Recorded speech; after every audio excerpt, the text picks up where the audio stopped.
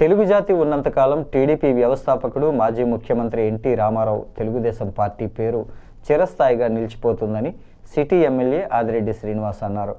Arts కళాశాల gate వద్ద ఎన్టీఆర్ విగ్రహాన్ని సోమవారం ఆయన ఆవిష్కరించారు.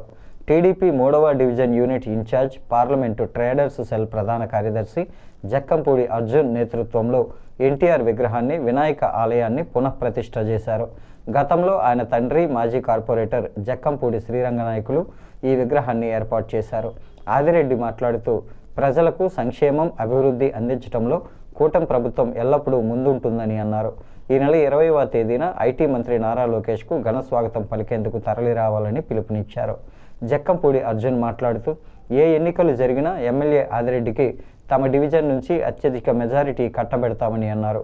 Settibalija corporation chairman Kodipudi Satyababu, TDP రాష్ట్ర కార్యదర్శి కాశీ నవీన్, మాజీ కార్పొరేటర్లు కడలి రామకృష్ణ, కోసూరి చండీప్రియ, కప్పల వెలుగు కుమారి, బొమ్మనమైన శ్రీనివాస్, జవ్వాది మురళీకృష్ణ, నాయకులు మరుకుర్తి రవి యాదవ్, బండారు శ్రీను, అహమ్మదున్నీసా, అండలూరి చంద్రశేఖర్, కొండపల్లి దేవి, పెందుర్తి నాగమణి, సాయి లక్ష్మి, సరోజిని, రామస్వామి, లోవరాజు, కాపువరపు కిరణ్, సతీష్, నల్లం ఆనంద్, యాళ్ల శ్రీనివాసరావు తదితరులు పాల్గొన్నారు.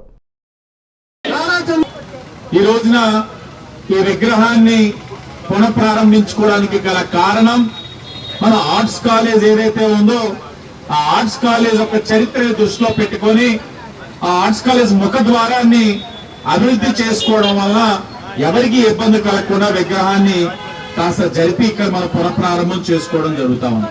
ఓ పక్కన అన్నగారి యొక్క విగ్రహం, మరో పక్కన వినాయకుడి వారి యొక్క దేవాలయం.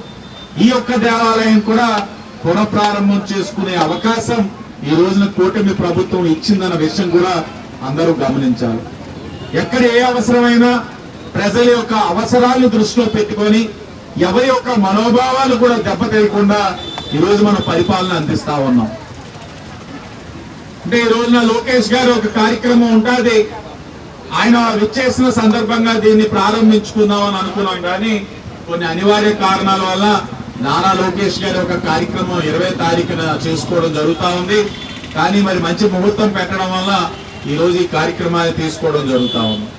తెలుగు జాతి ఉన్నంత వరకు అన్న నందమూరి తారక రామారావు గారి యొక్క పేరు వినబడతానే ఉంటుంది. తెలుగుదేశం పార్టీ కూడా ఉంటూనే ఉంటుంది తెలుగు జాతి ఉన్నంత వరకు.